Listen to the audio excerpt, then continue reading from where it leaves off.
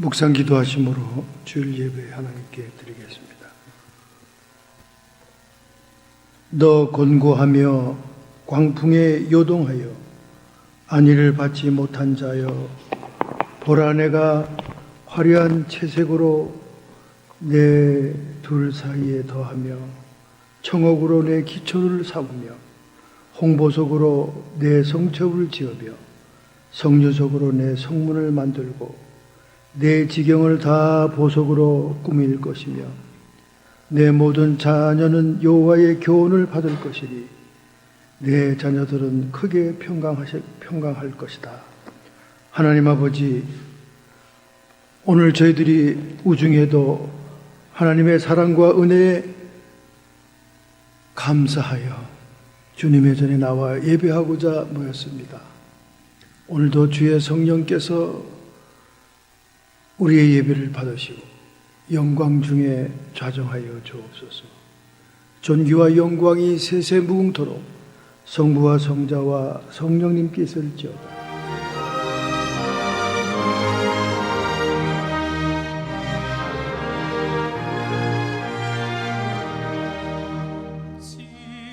나 비록 하나님을 인식하지 못하나 하나님의 실제하심을 믿습니다. 하나님은 내가 위탁한 것들을 영화롭게 하시며 그의 영원한 뜻을 위하여 사용하십니다. 나는 하나님의 뜻이 우리 모두에 대한 사랑임을 믿습니다. 하나님의 길은 우리의 길과 다릅니다. 그러하오나 우리는 예수로 말미암아 성령으로 말미암아 모든 아름다움과 사랑과 진리로 말미암아 하나님 앞으로 나옵니다. 1886년부터 1980년 사이에 살았던 마가렛 크럼퍼 여사의 기도처럼 하나님, 저희들이 보이지 않고 우리와 동행하시는 주님, 항상 주님 앞에 저희들이 부끄러운 것뿐입니다. 오늘도 우리의 허물과 잘못을 정결히 씻겨 주옵소서. 예수님의 이름으로 참회의 기도를 드렸사옵나이다.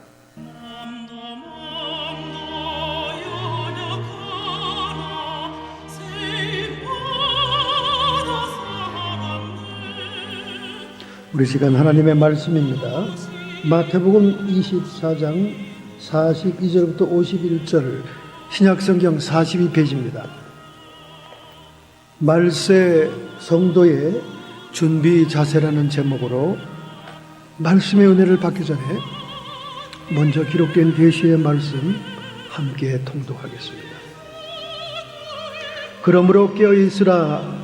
어느 날에 너희 주가 임할런지 너희가 알지 못함이나라.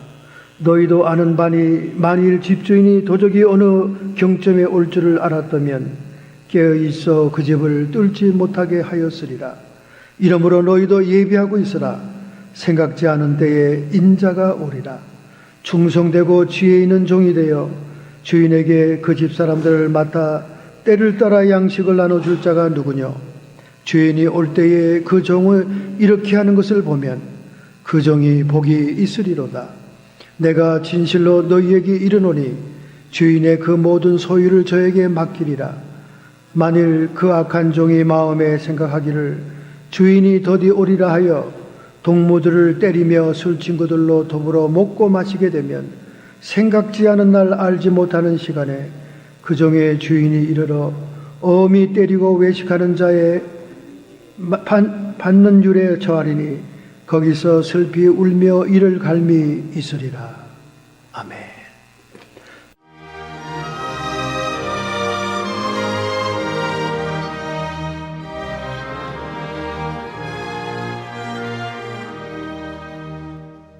지난주에 주식의 99%를 기증한 마크 저커버그를 한참 칭찬했더니 그 다음 신문에는 엉뚱한 것이 났습니다. 추측한 대로 그는 유태계였어요. 그런데 그가 극단주의자들을 포함한 모든 이슬람을 지지한다, 이런 발표를 했습니다. 그 발표의 글에 좋아요가 30만 건 이상 올라갔습니다.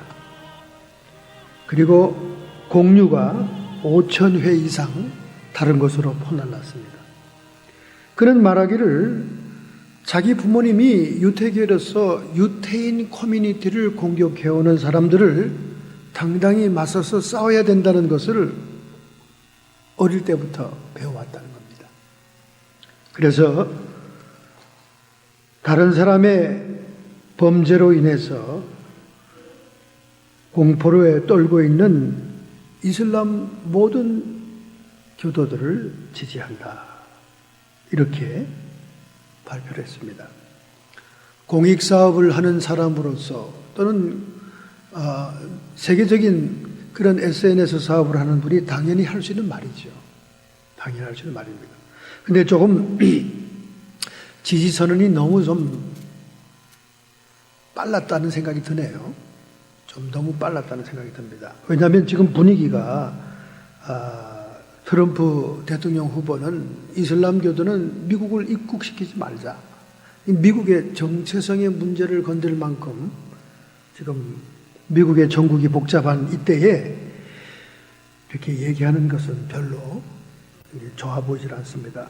그런데 이 마크 저커버그가 이런 지지 선언을 재빨리 하는 데는 내막이 있다는 거예요.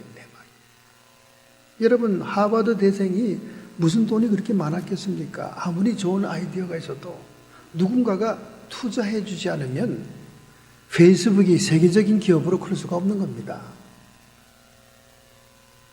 그 기업 초기에 사우디의 왕자의 돈이 들어갔다는 거예요. 그러니 이 사람이 이슬람을 지지한다고 이렇게 발빠르게 선언할 수밖에 없었다 하는 그런 내막이 있습니다. 어쨌든 모든 사람들은 돈을 사랑하고 자기의 이권을 따라 이념도 선포하는구나 하는 생각이 듭니다. 원론적으로는 맞는 얘기했어요.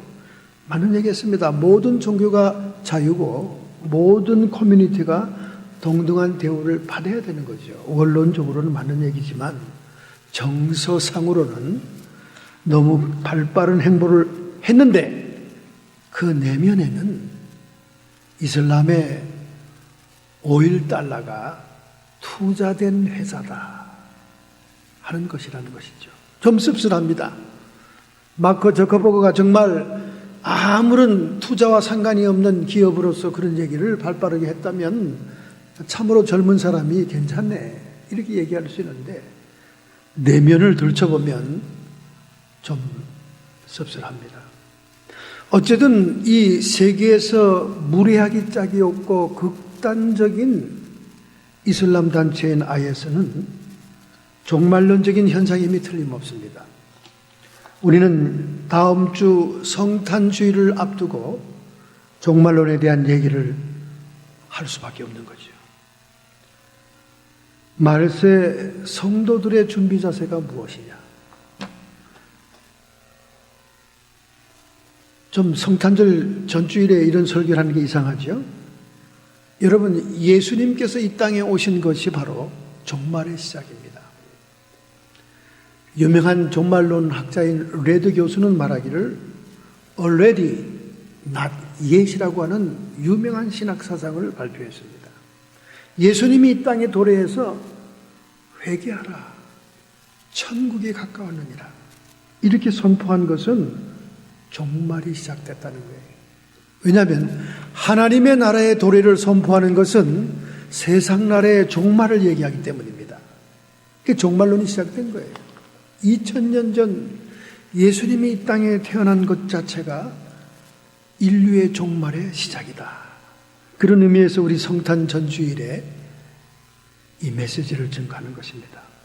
요한계시록 11장 15절에 7번째 천사가 나팔을 불 때 하늘에서 큰 음성이 나서 가로되 세상 나라가 우리 주와 그리스도의 나라가 되어 그가 세세토록 왕노릇 하시도다. 7번째 천사가 나팔을 불 때 세상 나라를 접수하는 겁니다. 예수님께서. 그래서 하나님 나라가 시작이 돼요. 이것이 종말입니다. 특별히 오늘 마태복음 24장, 25장은 이 마태복음 전체의 5대 강화 중에서 감람산 강화에 해당합니다. 감람산 강화라는 것은 다른 말로 감람산에서 설교하신 것이다 그 말이죠. 근데 주로 24장, 25장은 종말의 성도들의 대비할 자세에 대해서 교훈하고 있다는 것입니다. 우리가 이 종말론, 말세론을 얘기할 때 종말은 크게 두 가지가 크게 나눠집니다. 개인적인 종말과 세상적인 역사적인 종말이 있습니다. 우리는 그냥 7, 80 평균 수명을 채우면 개인적인 종말이 되는 거예요. 그 개인적인 종말이 있고 그 다음에 역사적인 종말, 세상의 종말이 있다는 것입니다. 오늘 우리가 다루려고 하는 종말은 역사적인 종말, 세상적인 종말을 우리가 어떻게 대처할 것이냐. 그런데 이 종말을 대하는 잘못된 태도가 있다는 거예요. 지금까지 종말론들이 끊임없이 문제를 일으킨 이유는 첫째, 무의도식하며 그저 재림을 기다리는 것. 아무 일도 안 하고 그저 먹기만 하면서 재림을 기다리면 안 된다는 거죠. 자기의 할 일을 컨티뉴 계속하면서 재림을 맞이해야 된다 그 말입니다. 자기가 사명자라고 하면서 죄의 종이 된다고 하면서 직장을 그만두는 사람들 안 된다는 거죠. 그 다음에 두 번째입니다. 자기 만족적 쾌락을 추구하는 것. 세상이 끝장인데 그냥 즐기자, 즐겨. 그래서 만족적인 쾌락을 누리는 그런 태도가 잘못된 거죠. 쾌락주의적인 거죠. 카지노나 들락거리고 말이죠. 아주 올 연말에 라스베가스 가려고 예약된 사람들이 수도 없이 많아요. 라스베가스. 가족끼리 가서 휴가를 보내는 거예요. 어떻겠어요? 근데 이 카드놀이 하러 간다고 말이죠. 그 다음에 세 번째, 재림이 지체되고 있다. 2000년 전부터 예수님 오실 때부터 재림이 아직도 안 됐는데 언제 오겠냐. 지체된다는 구실로 하나님의 나라의 일을 연기하고 미루는 것, 하나님의 일을 불충성하는 것, 잘못된 자세다 그 말이. 네 번째는 주변의 현상들을 억지로 요한계시록에 갖다 붙여가지고 억지로 성경을 푸는 것도 잘못됐다. 다섯 번째는 말세에 대한 지나친 관심으로 오히려 하나님의 일을 태만히 하는 것, 그런 경향들 많죠. 이런 것들은 말세를 대하는 잘못된 성도의 태도다, 그렇게 얘기하고 있습니다. 사실상 이 재림의 약속은요, 성경에 엄청나게 많이 나옵니다. 구약 성경 7권 속에 1845번이나 재림에 대해서 얘기하고 여호와의 날에 대해서 얘기합니다. 신약 성경 260장 속에 318번이나 재림에 대한 약속이 나옵니다. 이는 성경 30절마다 평균적으로 30절마다 한 번씩 재림이 나오는 거예요. 신약 성경 27권 중에 23권에 재림이 언급되어 있습니다. 따라서 예수님의 초림과 재림의 비율을 얘기한다면 1대8 정도예요. 예수님의 초림을 한 번 정도 얘기했다면 예수님의 재림은 8번 얘기할 정도로 세상의 종말, 하나님 나라의 도래, 예수님의 재림에 대한 얘기가 성경에 수없이 약속이 되어 있다는 거예요. 그러므로 우리는 말세를 맞이하는 성도로서 어떠한 자세가 옳은 건가? 그것이 오늘 본문에 기록이 되어 있는 것입니다. 특별히 읽지 않았던 우리 24장 3절에는 또 주의 임하심과 세상 끝에는 무슨 징조가 있겠습니까? 제자들이 예수님께 말세 징조에 대해서 질문하는 24장 초두의 질문입니다. 그때 예수님이 초기의 징조와 후기의 징조로 나눠서 얘기하죠. 초기의 징조는 거짓 선지자들이 출현할 것이다. 그들이 미혹을 할 것이다. 여러분, 이 시대에는 정말 거짓 선지자가 많습니다. 지난 주간에 독일의 프랑크푸르트 특급 호텔에서 한국 여성 41세 한국 여성이 죽었습니다. 프랑크푸르트 검찰에 따르면 지난 5일 시내 인터컨티넨탈 호텔 객실에 41세 한국 여성이 숨진 채로 발견이 됐다. 검찰은 당시 현장에 있었던 피해 여성의 가족 5명을 살인 혐의로 체포했다. 숨진 여성은 침대에 묶인 채 입에는 수건으로 재갈이 물려 있었고 복부와 가슴에는 심하게 구타당한 멍자국이 있으므로 확인 결과 질식사한 것으로 밝혀졌다는 거예요. 나자 니센 검사는 숨진 여성의 몸 전체에서 멍자국이 발견됐고 그리고 옆방에서 신음소리를 듣지 못하게 하기 위해서 입에다 수건을 끼워 넣었다는 것은 살인행위와 같은 것이고 피해 여성은 여러 날 동안 고통을 당했지만 집중적으로 구타를 당한 것은 2시간 이상이 되었다는 것이 확인됐다는 것입니다. 살해 혐의로 체포된 5명은 한국인이며 피해 여성의 가족들로서 44세의 여성과 여성의 아들 21살, 딸 19살, 숨진 여성의 아들 15살과 그의 동갑 친구, 이들이 그 여성을 포위하고 앉아 있었다는 거예요. 그 왜 그랬느냐 취조하니까 엑소시즘 했다. 귀신을 쫓아내기 위해서 우리는 모여 있었다. 그렇게 얘기했다는 거예요. 취조 과정에 또 다른 피해 여성이 있다는 게 발견됐습니다. 한국 여자인데 자동차 주택 차고에서 심하게 매를 맞은 것으로서 저체온증과 탈수 현상으로 차고에 누워 있었다. 죽기 직전의 여성을 또 발견한 것입니다. 검찰은 이들의 종교가 어떤 종교인지를 확인하지 못했다. 여러분, 정말 이 시대에 거짓 선지자들이 많습니다. 얼마 전에 몇 년 전에 여기 어딥니까? 여기 위에 철도 여기 있는데 그 오클랜드 옆에 뭐라 그러나 모리스빌인가 어딘가 거기서도 LA 교회 여자 목사가 소련 여성들하고 같이 귀신 쫓아낸다고 하면서 한 사람을 죽여서 감옥에 갔잖아요.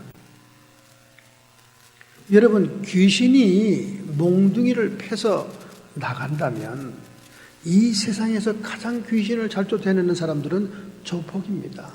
조폭이죠. 귀신을 때려잡아가지고 나갈지 않아요. 아마 이 온몸에 멍들었다는 거 보니까 한국의 모 수도원, 안찰하는 기도원이 있어요. 그 사람들이 아닌가, 그 일당들이 아닌가 생각이 되네요. 때려가지고 온몸에 멍을 들입니다. 얼마 전에도 이 사노소 동네에 그 사람 왔다 갔죠. 때려 온몸이 시퍼렇게 멍들어요. 미국서 겁도 없이 때립니다. 이거 큰일 납니다. 이거 큰일 나요. 때려서 병 낫고 때려서 귀신이 나간다면 조폭떼들이 제일 귀신을 잘 쫓아내죠. 귀신에 대해서 몰라서 그런 거예요. 귀신은요, 이쪽에서 소리를 크게 치면 칠수록 난폭하게 나오면 나올수록 저쪽에도 더 난폭하게 나오는 거예요. 그러니까 예수 그리스도와 성령의 권능으로 영적인 싸움으로 밀어내야지. 사람들이 축사하다 보면 답답하거든. 꼼짝도 안 하고 답답해. 그러니까 이 폭력이 들어가는 거예요. 폭력이. 옛날 우리 한국에 말 있듯이 때리는 매가 제일 정신병에 좋다고 그런 속담이 있으니까 패문 내는 줄 알고 말이죠. 이게 한국 안에서는 어떻게 이해가 사람 죽기 전에는 된다 할 줄 몰라도 외국에 나가서까지야 말이 안 되는 거죠. 정말 한국 사람들 또 망신시켰습니다. 정말 하나님의 교회가 이런 부분에 대해서 정확한 매뉴얼을 가지고 이 신앙교육을 시키지 않으면 이런 데 다 속아 넘어가요. 다 넘어갑니다. 심지어 LA에서는 또 어떤 사건이 일어났습니까? 뉴욕에 거주하면서 영국 출신인 리알 라이스라고 하는 33세 청년이 있었어요. 이 청년은 운명적인 여인이라는 여자를 만났습니다. 정말 마음에 드는 여자를 만났어요. 그런데 이 여자가 헤어지자고 그럽니다. 그러니 얼마나 절망입니까? 이 나이 때는 정말 여자가 인생의 전부일 때입니다. 그래서 그는 방책을 찾는 의미에서 타임스퀘어에서 아주 유명한 위치크라프트, 무당 점친 사람을 찾아가죠. 그의 이름은 프리실라 켈리 델마로라는 유명한 위치크라프트였어요. 이 사람에게 물어봤습니다. 어떻게 하면 그 여자 내가 이 참 못 견디겠다고 말이지. 그러니까 내가 다시 그 여자를 만나게 해주겠다.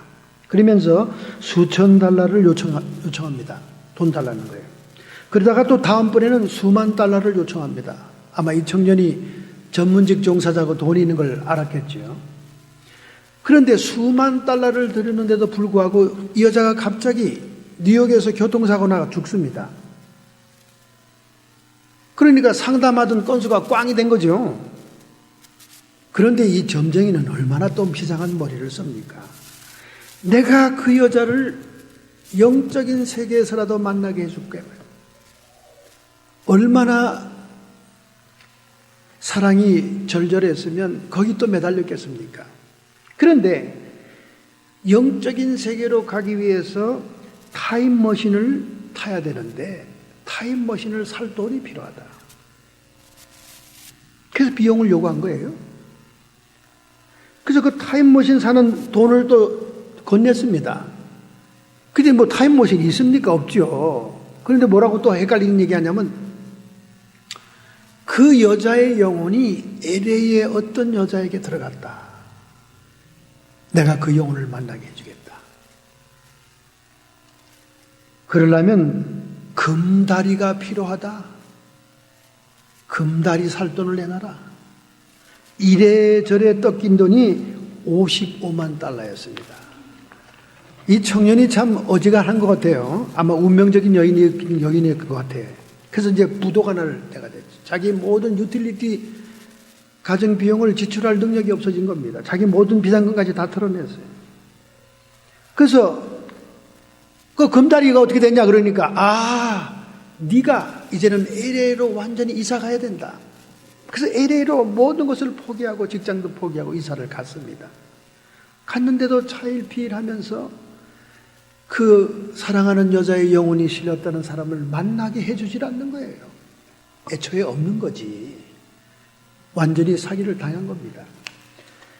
그런 여러 가지 어려운 사정을 들은 LA의 그 사설 탐정이 고소를 해준 거죠. 대신해서 고소를 해줬어요. 이건 사기다. 사기다. 돈을 찾아야 된다.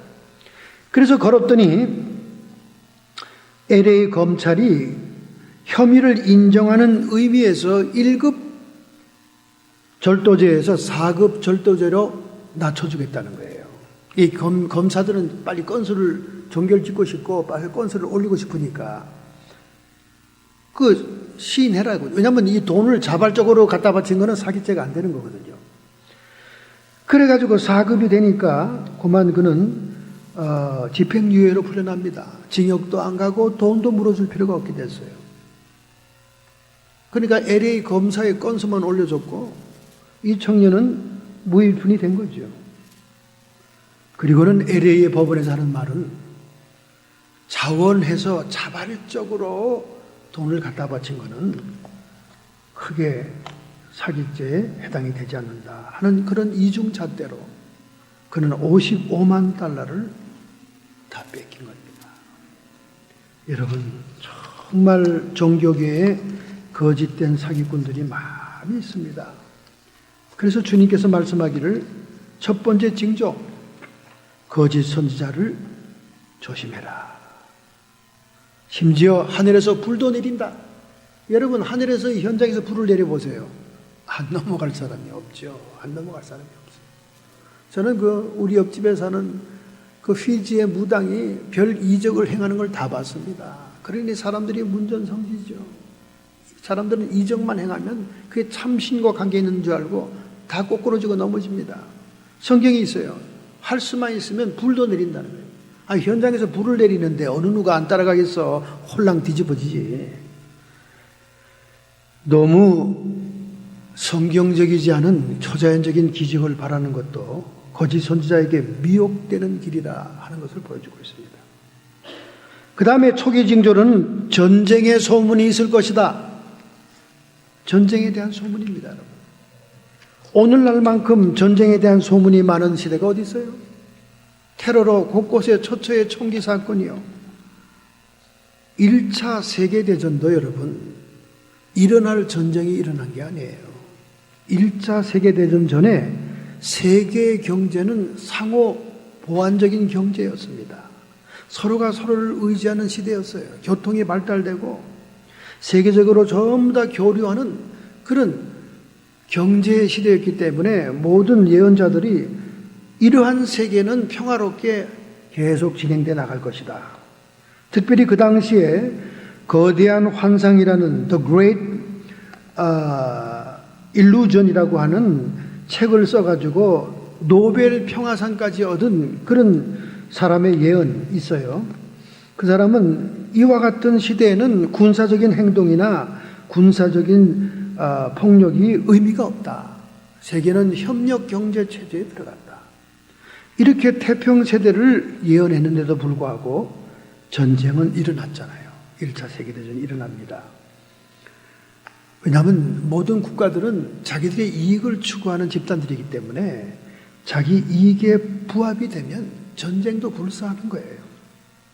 그래서 그 당시에 프랑스의 사람들은 많이 죽었죠. 2천만 명 중에 200만 명이 사망했고, 또 전쟁의 가장 불씨가 되었던 지역, 세르비아 같은 이런 작은 나라들은 500만 명의 인구 중에 15%가 죽었죠. 이게 전쟁에 굉장한 비참한 역사가 있었습니다. 그런데 CNN 방송이 지금 세계대전 1차 대전이 일어났던 시기와 상황이 비슷하다. 세계가 냉전 시대를 끝나고 모든 세계 경제가 서로 보완하고 교류하고 이런 상태에 전혀 전쟁하면 손해날 것 같아도 일어날 전쟁은 일어나게 돼 있다는 거예요. 그래서 CNN 방송이 시리아가 세계 3차 대전의 시발점인가 하는 특집을 낸 것을 제가 들었습니다. 여러분, 이 시리아 문제가 애매모호한 문제입니다.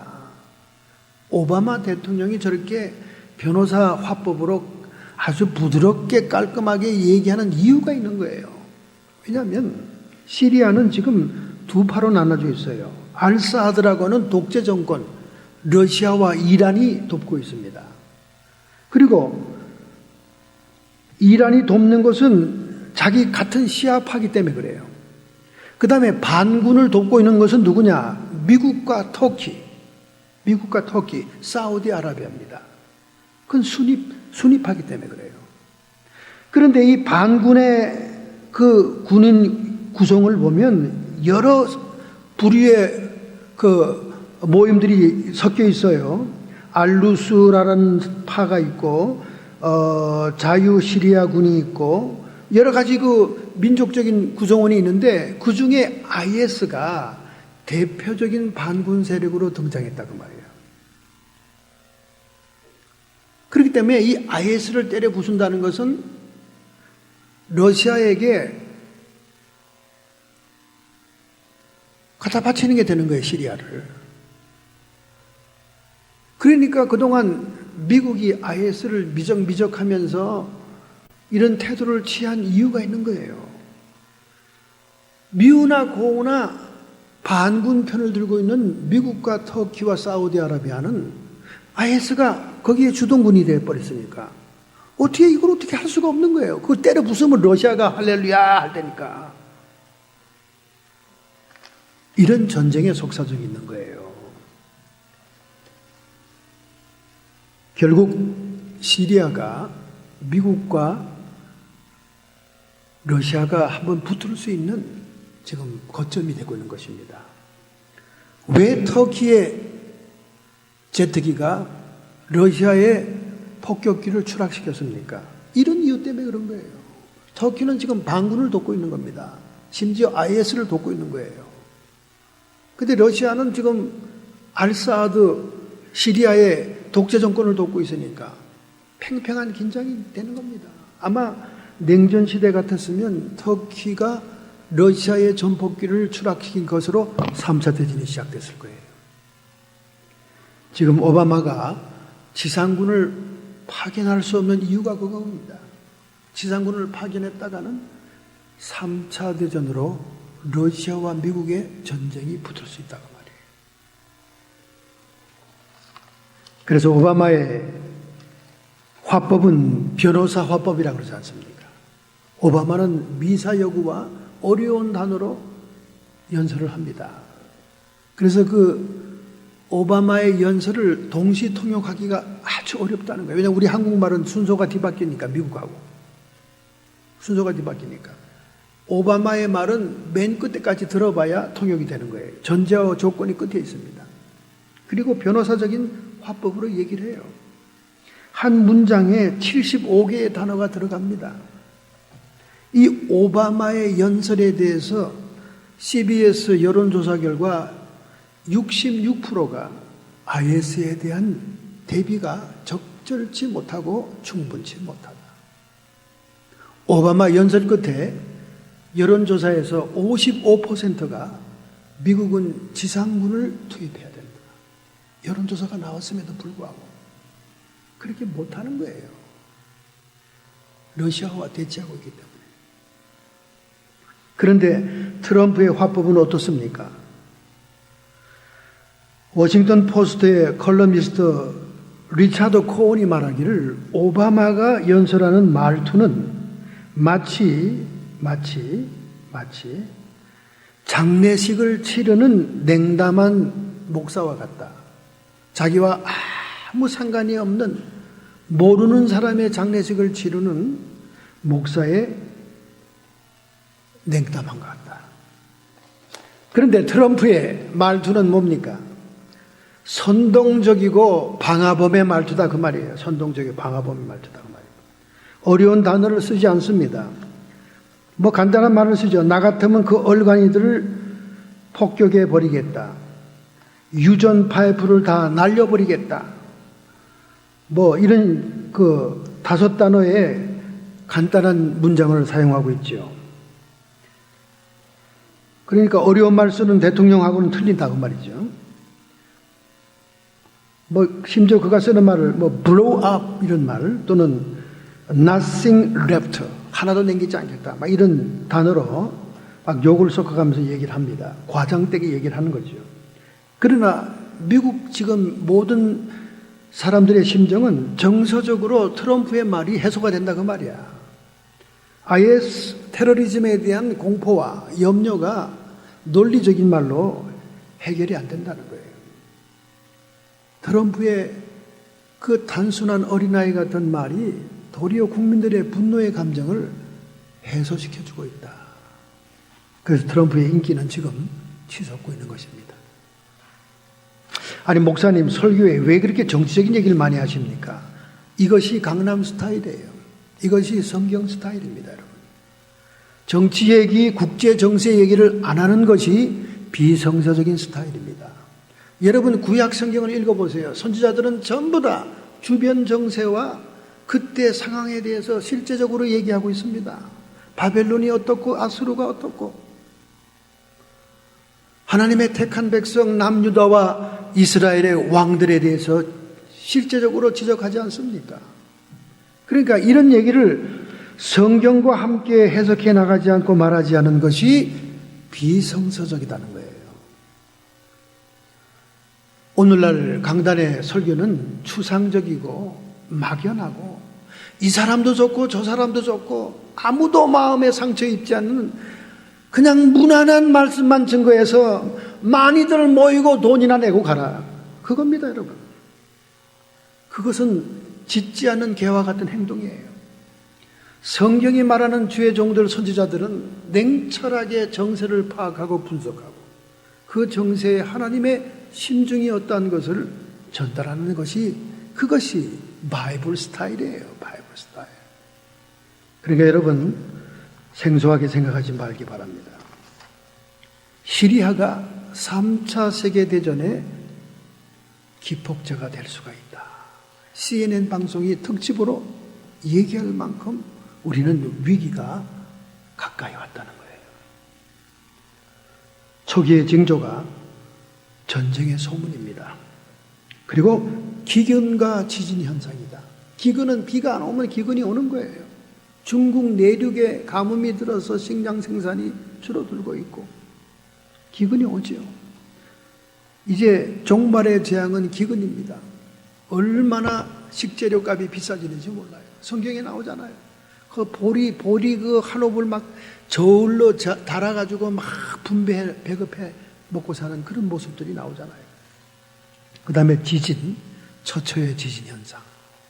지진은 세계적으로 있어 왔지만은 지금 지진 현상은 동시다발적으로 한꺼번에 일어난다는 거예요. 화산이 폭발하고 지진이 일어나고 동시다발적으로 일어나는 현상들. 이것이 종말의 초기의 징조다. 두 번째 후기의 징조가 있죠. 후기의 징조는 성도들의 직접적인 핍박이 다가온다. 벌써 IS에 의해서 저 이라크의 신앙촌과 믿음의 사람들이 어린아이부터 전부 다 참수를 당하는 기독교인에 대한 박해가 시작되고 있잖아요. 뭐 이미 북한에는 기독교인에 대한 박해는 짐승 같은 취급을 받고 있고, 여러분이 이미 그 간정을 인터넷에서 읽었을 거예요.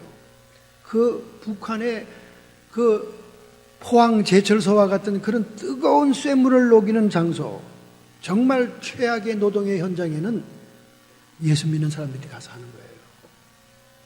그들에게 먹을 걸 줍니까? 입을 걸 줍니까? 하체만 헝겊 조각으로 가리고 완전히 그들의 온몸은 그 쇳물에 뒤어서 까만 딱지로 완전히 시커먼 동물 같고, 그 무거운 짐들을 들고 그들이 못 먹어서 허리를 구부리고 움직여서 허리는 뼈가 다 녹아서 가라앉았고, 완전 짐승 같은 모습으로 박해를 받고 있어요. 그리고 그들이 집합하고 모이면 절대 앞을 보거나 위를 못 보게 합니다. 위를 보면 하나님을 보는 거니까.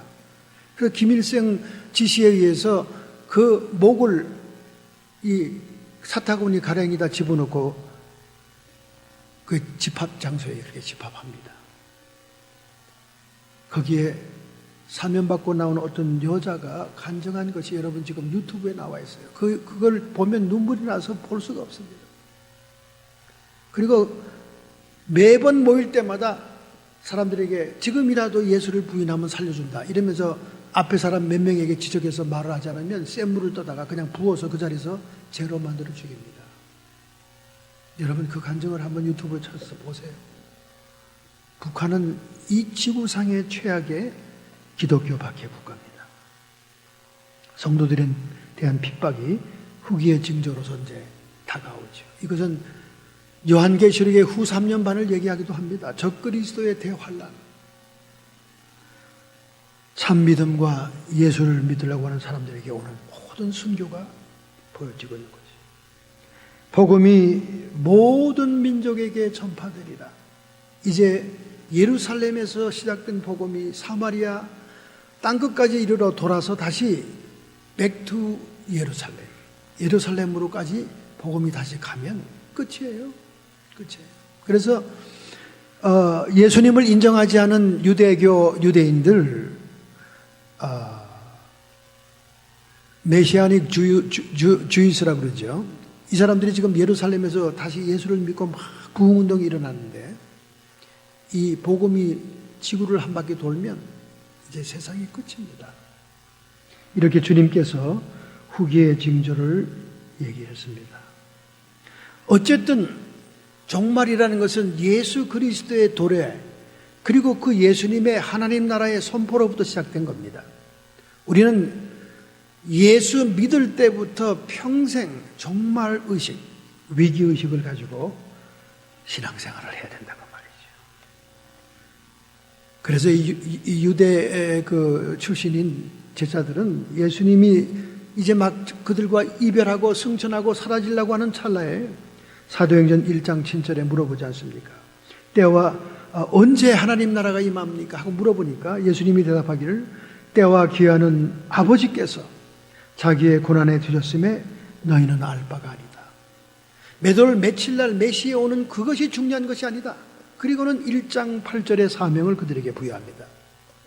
오직 성령이 너희에게 임하시면 너희가 권능을 받고 예루살렘과 온 유대와 사마리아 땅끝까지 이르러 내 증인이 될 것이다. 복음을 전도하고 전파하는 사명 다하는 것이 종말을 처한 성도들의 본연의 자세다. 이렇게 얘기를 하죠.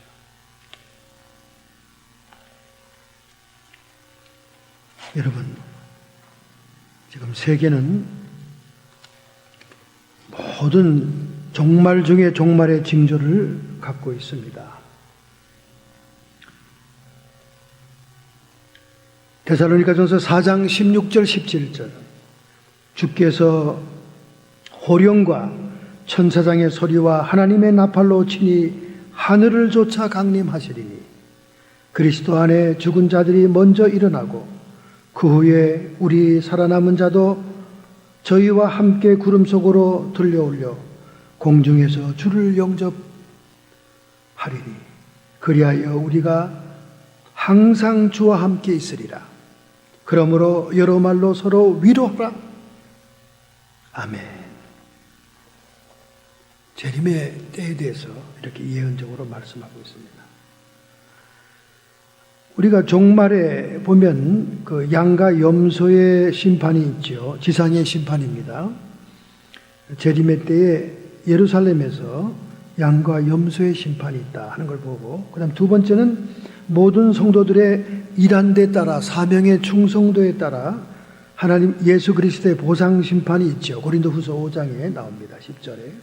그 다음에 마지막에는 장차 하나님의 보좌 앞에 백보자의 심판이 있습니다. 모든 사람은 행한 대로 보상과 축복과 심판을 받게 되죠.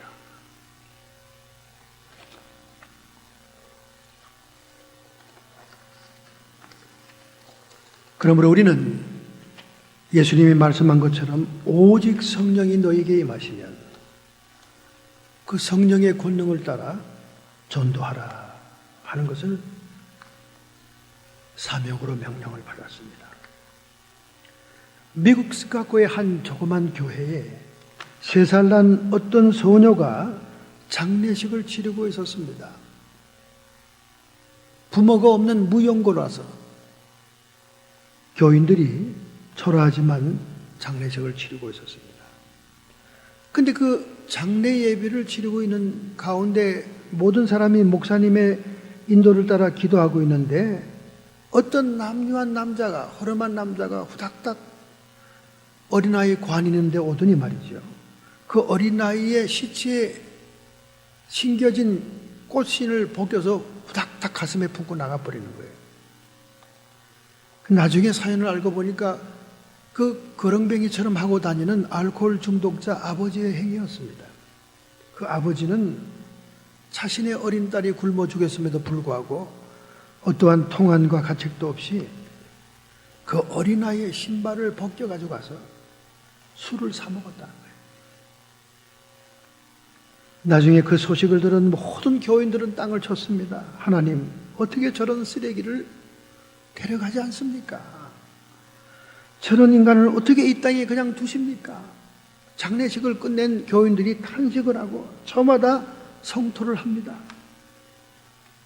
그런데 이 시카고 제일장로교회에 20년 후에 수천 명의 성도 앞에 복음을 능력 있게 외치는 부흥 강사가 등장했습니다. 그의 이름은 멜 트라더는 목사였어요.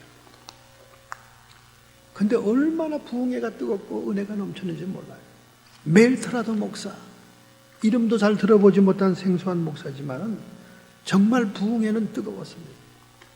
그런데 부흥회 마지막 날 그는 이런 간증을 했습니다. 여러분은 쓰레기라고 욕한 사람이 있었죠. 20년 전에 그러지 않았습니까? 나는 항상 술 취해서 리크와 가게에 벽을 타고 앉아서 잠이 들곤 했습니다. 그럴 때마다 어떤 한 전도자가 따뜻한 수프를 끓여와서 술로 뒤틀려져 있는 내 위장을 녹여주었습니다. 비몽사몽간에 뜨거운 수프를 받아 먹으면서 저는 세상에 이런 쓰레기 같은 인간을 보살피는 자도 있구나 하고는 보이지 않는 눈으로 그를 쳐다보곤 했습니다. 그런데 그는 변함없이 저에게 수프를 갖다 주었습니다. 그 후 저는 그를 따라 교회를 갔고 그리고 예수를 영접했으며 그가 장학금을 주어 신학대학을 졸업하게 되고 오늘 여러분 앞에 서 있는 것입니다. 하나님은 인간 쓰레기라도 이렇게 사용하시는군요. 그렇게 간증할 때 모든 성도들이 눈물을 흘렸다는 거예요. 시카고 제일 장로교에 있었던 역사적인 사건입니다. 여러분, 우리는 우리의 생각과 외모로 판단하지 말고 오직 하나님이 하실 줄로 믿고 성령의 권능을 따라 땅끝까지 이르러 전도하고 증거한다면 우리는 이 마지막 때에 주님이 명하신 사명을 감당할 수 있을 줄로 믿습니다. 할렐루야. 자, 두 번째입니다. 오늘 본문을 읽고 이제 25장 13절에 이런 말씀이 있죠. 그런즉 깨어 있으라 너희는 그날과 그 시를 알지 못하느니라. 우리가 그날과 그 시를 알지 못하기 때문에 항상 깨어 있어야 된다는 거예요. 세상에 잠에 자지 말아야 되고 세상에 풍문에 파묻히지 말아야 됩니다. 최근에 어떤 헌신적인 사람이 하나님의 일을 헌신적으로 하겠다는 결심을 우리에게 알려왔어요. 그래서 우리는 그렇게 새롭게 자기의 결심을 알려온 사람에게 위에서 우리가 가정예배를 같이 계속 드렸습니다. 기도의 제목을 삼아서 드렸어요. 그랬더니 우리 사모가 환상을 받습니다. 그가 하나님의 일을 새롭게 시작한다는 그 기쁨과 즐거움에 막 춤을 추는 모습을 보여줬어요. 그런데 그 눈에는 안대를 하고 있었고 그의 옷은 세마포가 아니라 브라운 컬러와 또 초콜릿 컬러에 여러 가지 아름다운 무늬가 들어있는 그런 화려한 치마를 입고 있었다 그 말이에요. 여러분 이게 무슨 뜻입니까? 그가 하나님을 위해서 뭔가를 하겠다고 하지만은 여전히 영적으로 소경이고 그리고 여전히 예수의 신부의 세마포가 아니라 세상을 사랑하고 세상을 즐거워하는 그런 화려한 옷을 버리지 않았다는 거죠. 그렇기 때문에 우리는 그 사람들이 말하는 표현, 외모가 중요한 것이 아닙니다. 하나님이 어떻게 생각하고 있느냐, 하나님이 그를 영적으로 어떻게 보고 있느냐, 이게 중요하다 그 말이죠. 그래서 우리는 깨어 있어야 돼요. 깨어 있다는 말은 뭡니까? 항상 세상과 함께 이렇게 세상에 빠져 살지 말고 항상 주님과 더불어 이렇게 우리 신앙을 지켜나가는 걸 의미하는 거죠. 그래서 그 24장에는 성도의 그 자세를 두 가지로 보여주고 있습니다. 집주인의 비유와 진실된 종의 비유, 우리가 읽었던 본문이죠. 집주인의 비유는 뭐냐? 도적이 보물을 훔치러 온다는 거예요. 언제 올 줄 모른다는 거예요. 그래서 깨어 있어야 된다는 거예요. 집주인은 도적이 들지 않게, 여러분의 가정도 도적이 들지 않게 잠자기 전에 다 문을 단속하고 그러잖아요. 그죠? 문을 단속하고 그러는데 비록 그 주님이 이 비유를 얘기했을 때는 도적이 나쁜 의미가 아니라 다시 오실 재림을 얘기하는 것으로서 깨어 있는 것을 얘기합니다. 두 번째는 진실된 종이지요. 때를 따라 양식을 주는 종. 때를 따라. 이 때를 따라 준다는 말은 뭡니까? 현재의 국제 정세, 현재의 정치 상황, 현재의 모든 인생의 상황을 적절하게 하나님의 말씀에 비추고 하나님의 계시의 말씀을 증거하는 종을 얘기하는 겁니다. 때를 따라 양식을 주는 종은 복이 있다. 그 종은 하나님이 나중에 큰 일을 맡기게 될 것이다. 이렇게 얘기하는 거예요. 그러니까 누이 좋고 매부 좋고 아무에게도 부담이 되지 않고 누구도 속상하지 않는 물에 물 탄 듯 그런 추상적인 말을 하고 오늘도 은혜를 받았습니다. 아닙니다, 여러분. 아니에요. 그는 짓지 못하는 개예요. 짓지 못하는 개. 이사야서에 나오잖아요. 선지자들이 짓지 못하는 개다. 권력자에게 아부하고 돈 있는 자에게 비유 맞추고 일반 서민들은 상처가 갈까봐 죄를 덮어주고 그런 메시지는 안 된다는 거예요. 안 된다는 거예요. 때를 따라 적절한 양식을 주는 자. 이 시대를 분별하고 역사를 분석하는 그런 프랙티컬한 실제적인 메시지가 증거되어야 된다 그 말이에요. 하나님의 말씀이 나에게 떨어진다는 아주 그냥 절박한 그런 느낌이 들어야 그게 살아있는 말씀이지 그냥 추상적으로 뜬구름 잡는 얘기 해가지고 아무런 느낌이 없는 부담이 없는 안 됩니다, 여러분. 가난한 성도, 교회에 안 나가는 성도, 하나님은 믿지만 예수는 믿지만 교회 꼴보기 싫어서 안 나가는 성도들이 원하는 교회상이 세 번째가 뭔지 아세요? 부담이 없는 설교하는 교회. 부담이 없는 설교라는 교회. 그러니까 신앙을 갖고 예수를 믿어도 자기 부정이나 희생은 하기 싫다는 거죠. 부담이 없는 교회. 얼마나 좋습니까? 컴포트. 편안한 교회. 편안하고 미지근하고 따뜻한 물에 개구리가 놀다가 결국 삶아 죽지 않습니까? 부담이 없는 것은 신앙이 아닙니다, 여러분. 부담이 없는 것이 신앙이 아닙니다. 컴포트. 얼마나 편안한가? 그게 오늘날 교회를 선택하는 기준이다 그 말이죠. 그것은 이 마지막 세대의 성도의 자세가 아닌 거죠. 그 다음에 25장에는 열처녀 비유가 나오죠. 여러분이 너무 잘 압니다. 열처녀 비유. 기름을 준비한 5처녀와 기름 준비하지 못한 5처녀. 이것은 오늘날 교회를 상징하는 거죠. 음녀교회와 광야교회. 그런데 이것은 결국 우리에게 뭘 얘기하냐면 매일매일 주님과 더불어 깊은 사귐을 갖는 영적인 교제가 있는 신앙생활을 해야 된다 그 말이야. 기름을 준비한 것이라 항상 성령의 기름 부음이 있어야 된다 그 말이야. 이렇게 교제하고 영적인 교제가 있는 성도는 주님이 언제 오실 것이 상관없어요.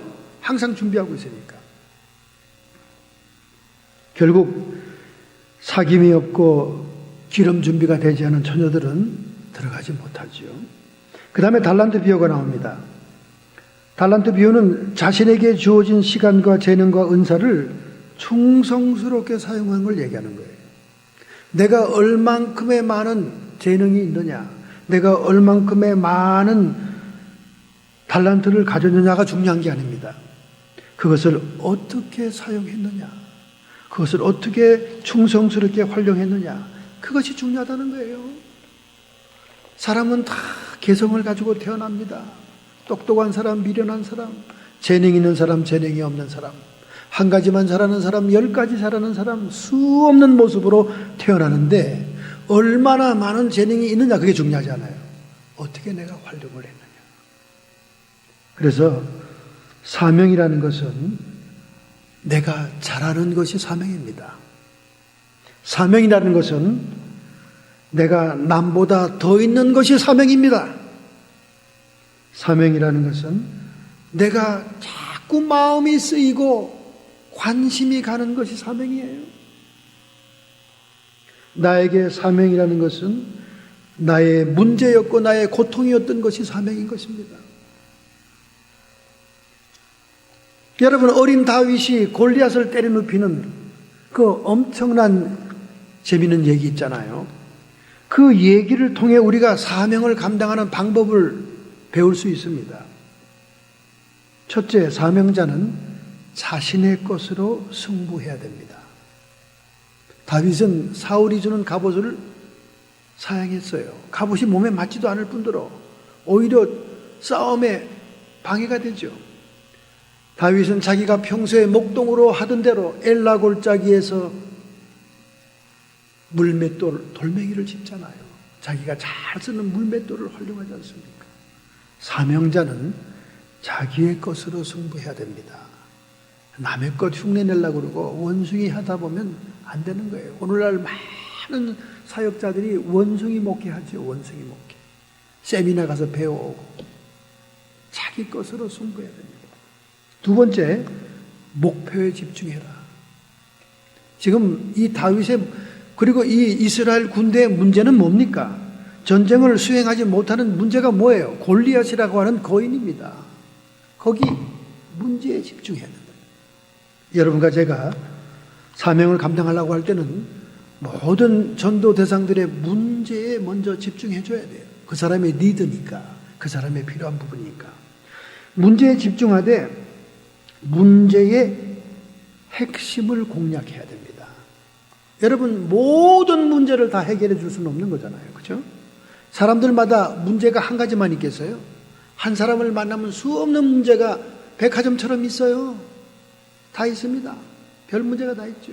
그러나 그 문제의 핵심을 공략해야 됩니다. 이 사람이 지금 가장 고통받는 것이 무엇이냐? 그것만 다루라 그 말이야, 먼저.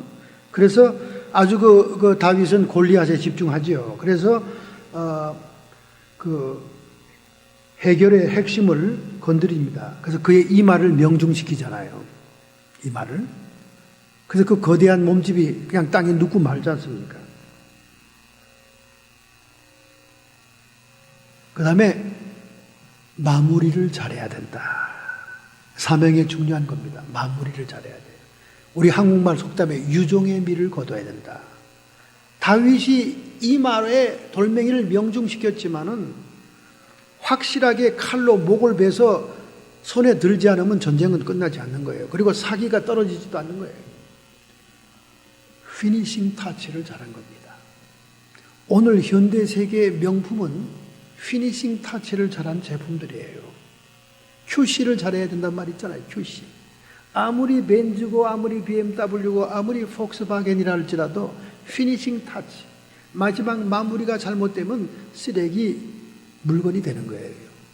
그러나 마무리를 잘 꼼꼼하게 챙기면 명품이 됩니다. 메이드 인 재팬이 말이죠. 세계적인 명품이 된 것은 그들이 마지막 순간까지 피니싱 타치를 잘했기 때문에 명품 소리 듣고 비싸게 팔아먹은 거예요. 중국 제품이 지금은 아니지만 예전에는 피니싱 타치가 안 되니까 싸구려 제품이 되는 거예요. 지금도 저는 차이니즈는 조금 불신이 갑니다. 차이니즈 제품들이 막 이렇게 있는데 보면 어떤 거는 정말 작동이 안 돼요. 작동이 안 돼. 작동이 돼야 되는데 작동이 안 되긴 뭡니까 여러분. 아무리 제품이 모양은 멋있게 본떠는데도 건전지가 켜지지 않고 뭐 움직이는 것이 움직이지 않고, 아니 차이니즈 제품 산 거 중에 그런 거 많아요. 이거 어떻게 물을 수도 없고 참 답답할 때가 많습니다. 피니싱 타치, 마지막 마무리가 안 된 거예요. 우리 한국 사람들도 마지막 마무리를 정성을 다하다 보니까 일본 제품을 능가하는 제품을 만들잖아요. 유종의 미입니다. 피니싱 타치. 다윗이 골리앗을 때려눕힌 다음에 확실하게 목을 잘라서 공중에 딱 쳐들었을 때 이스라엘 군대는 사기를 얻어 소리를 치고 블레셋 군대는 기가 죽어 도망치기 시작한 거죠. 이게 우리가 사명을 감당하는 하나의 순서입니다. 세 번째 비유는 뭐지요? 양과 염소의 비유입니다. 저는 이 양과 염소의 비유를 굉장히 소홀하게 생각했어요. 왜냐하면 하도 민중신학이나 정치적인 신학을 좋아하는 진보파에서 써먹는 성경이라서 제가 아주 싫어했어요. 보수적인 복음주의에서 제가 싫어했습니다. 그런데 자세히 그 성경을 읽다 보니까 너무나 이것이 진리입니다. 어린 소자에게 한 것이 주님에게 한 것이다. 보수파 교인들은 주님에게만 하면 되지 사람에게 뭐 별로 신경 쓸 거 없다 이렇게 생각했거든 예전에. 그리고 진보파 기독교인들은 막 데모하고 막 민권운동하고 막 사람에게 막 빠져가지고 사람을 어쩔 줄 몰라하고 막 이랬거든요. 그것이 굉장히 정치적으로 느껴졌거든요. 이 성경 구절을 별로 중요하게 생각하지 않았는데 예수 그리스도의 대속의 사건이 연결되는 놀라운 진리로 받아들이고 난 다음 양과 염소를 비유는 정말 오늘 우리가 마지막 때를 사는 성도들의 삶의 자세입니다.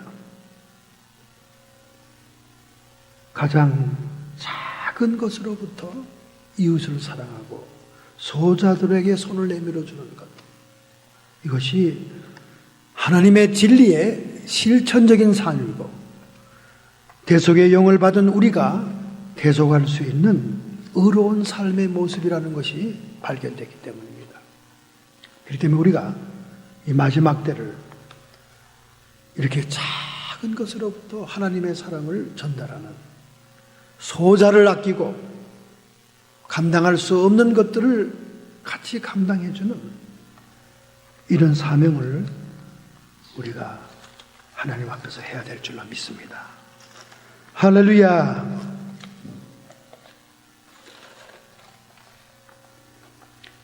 요즘 히말라야라고 하는 한국 영화가 나와가지고 굉장히 걱정가를 달구고 있다는 얘기를 들었습니다.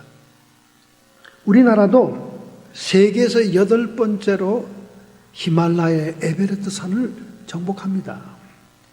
그 정복한 등반 대장의 이름이 김영도 장로님이에요. TV에 여러 번 인터뷰도 나왔기 때문에 여러분이 아마 아는 분이 많을 겁니다. 김영도 장로님입니다. 키도 자그마하시고 아주 의지력이 강해 보이는 단단하게 생긴 분이죠. 이분이 1977년도에 에베레스트 산을 세계에서 8번째로 정복할 때입니다. 등반대장으로서 이제 베이스 캠프에서 마지막 정복 지점을 향해 가려고 할 때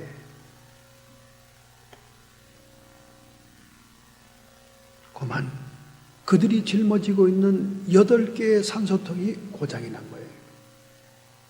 8명이 산소통이 없는 거예요. 고장이 났습니다. 마지막 정상을 향해서 올라가려면 희박한 공기 때문에 분명히 산소통이 필요합니다. 그러니 그들이 고장난 산소통을 원망할 수도 없고 이제 거기서 돌이키자니 너무나 오랜 세월 준비하고 경비 들이고 마지막 눈앞에 고지를 내두고 속상했던 겁니다. 그때 이 김영도 대장이 이렇게 그들에게 제안합니다. 야, 이제 우리는 도로 내려가야 된다. 그러나 마지막으로 우리가 여기까지 왔으니 하나님께 예배나 드리자. 그 대원들 가운데 기독교인이 몇 명이나 있겠습니까? 손꼽아 몇 명인데 김영도 대장이 자기의 가슴에서 쪽복음을 꺼냈습니다. 그리고 시편 121편을 읽습니다. 내가 산을 향하여 눈을 들리라. 나의 도움이 어디서 올고 천지를 지으신 여호와께로다. 그러니 다른 교회 안 나가는 애들이 무슨 시츄에이션에 맞지도 않게 이게 무슨 예배고 무슨 성경이야. 아마 궁시렁 걸었을 거예요. 그리고는 이 김영도 대장이 장로님이니까 꼬지직하게 그 추위에 그 눈바람 속에서 예배를 끝까지 다 드리는 거예요. 그러니 얼마나 추우면서도 속으로 궁시렁 거렸을 겁니까? 그리고 예배를 아멘 하고 끝나고 이제 내려갈 채비를 하려고 막 이렇게 발들을 움직이는데 대원 하나가 대장님 여기 지금 뭐가 발에 걸렸는데요. 아니 이 높은 산 속에 뭐가 있다고 그래. 그 다들 가봤어요. 그 발로 막 파보기 시작했습니다. 거기에 한 번도 사용하지 않은 산소통이 12개가 나왔습니다. 12개. 나중에 그들이 하산해서 그 12개가 그 산꼭대기에 파묻힌 이유를 알아보니까 나사에서 공중에 비행체를 띄우고 우주선을 띄우고 뭐 이럴 때 그것이 떨어져 버린 거예요. 그 산꼭대기. 그런데 그들이 산소통 8개가 고장나서 이제 마지막 등반을 포기하고 내려가기 직전 그 눈보라가 치는 산 위에서 시편 120편을 읽고 하나님께 예배를 드리고 나자 그들의 발밑에는 8개도 아닌 12개가 한 번도 사용하지 않았던 산소통이 발견되었습니다. 그래서 그들은 그것을 짊어지고 세계에서 8번째로 에베레스트 산을 정복하고 내려왔습니다. 할렐루야. 여러분과 제가 있는 곳에서 묵묵히 마지막 때가 가까울수록 사명을 다한다면 하나님은 기적을 일으킵니다. 할렐루야. 여러분의 충성과 여러분의 인내와 여러분의 고통 중에 헌신했던 말세 성도의 사명의 그 놀라운 태도를 잊지 않으십니다. 이러한 남은 삶을 살고자 결단하고 결심한다면 오늘 여러분의 가슴에 손을 얹고 함께 결단하기를 바랍니다. 하나님 아버지, 마지막 때가 가까움을 볼수록 저희들은 지극히 작은 것으로부터 하나님의 사랑과 선행을 베풀어 내가 있는 장소에 사명과 충성을 다해야 될 줄로 믿습니다. 하나님, 오늘 우리는 24장, 25장의 마지막 때의 말씀을 마음속에 품고 남은 생애를 살고자 결단하고 결심하고 나에게 주어진 사명을 감당할 수 있는 하나님의 능력으로 충만케 해 주옵소서.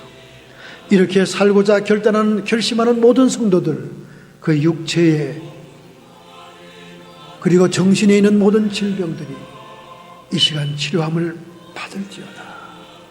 우리의 가정과 사업장의 문제들이 그것이 태산 같을지라도 수르바벨 앞에 평지가 될지어다. 악한 마귀 사탄 귀신의 세력들은 끊임없이 우리를 회방하며 우리에게 고통을 갖다 주지만은 이미 예수님께서 십자가상에 승리하셨으므로 오늘 승리를 선포하노니 우리의 주변에서 쫓김 받을지어다. 떠나갈지어다. 하나님의 영광을 드러내는 삶이 되기에 주옵소서. 예수님의 이름으로 감사하며 축복하며 기도합니다.